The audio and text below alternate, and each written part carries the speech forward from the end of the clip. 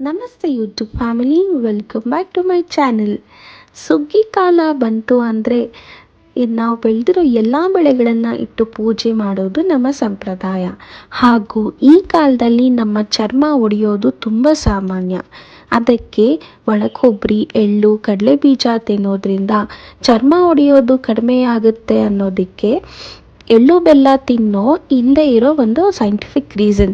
ಅದೇ ರೀತಿ ಎಲ್ಲ ತರಕಾರಿ, ಕಾಳು, ಸೊಪ್ಪು ಎಲ್ಲ ಹಾಕಿ ಮರಾಠಿಯನ್ ಸಂಪ್ರದಾಯದಲ್ಲಿ ಒಂದು ರೆಸಿಪಿ ಮಾಡೋದು ಅದೇ ಗಿಜ್ಜಿ.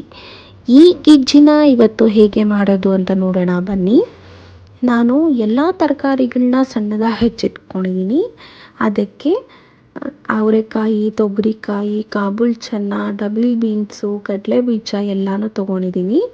ಕಾಳುಗಳನ್ನ ಸಪ್ರೇಟಾಗಿ ಬೇಯಿಸ್ಕೋಬೇಕು, ಹಾಗೂ ತರಕಾರಿಗಳನ್ನ ಸಪ್ರೇಟಾಗಿ ಬೇಯಿಸ್ಕೋಬೇಕು. ಇದಕ್ಕೆ ಮಸಾಲೆಗೆ ಏನು ಬೇಕು ಅಂತ ನೋಡ್ಕೊಳ್ಳೋಣ.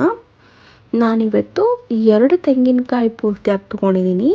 ಹಾಗೂ ಈರುಳ್ಳಿ, ಬೆಳ್ಳುಳ್ಳಿ, ಶುಂಠಿ, ಟೊಮ್ಯಾಟೊ, ಚಕ್ಕೆ, ಲವಂಗ, ಕೊತ್ತಂಬರಿ ಸೊಪ್ಪು ಎಲ್ಲ ಹಾಕ್ಕೊಂಡು ರುಬ್ಕೋಬೇಕು. ಈರುಳ್ಳಿ ಸ್ವಲ್ಪ ಎಣ್ಣೆ ಹಾಕಿ ಫ್ರೈ ಮಾಡಿಕೊಂಡು ಮಸಾಲೆ ರುಬ್ಬೋದ್ರಿಂದ ಮಸಾಲೆ ಟೇಸ್ಟ್ ತುಂಬ ಚೆನ್ನಾಗಿ ಬರುತ್ತೆ. ನೀವು ಬೇಕಿದ್ದರೆ ಕೊಬ್ಬರಿ ಕೂಡ ಹಾಕ್ಕೊಂಡು ಒಂದು ಸ್ವಲ್ಪ ಹೊತ್ತು ಫ್ರೈ ಮಾಡಿಕೊಂಡು ಮಸಾಲೆ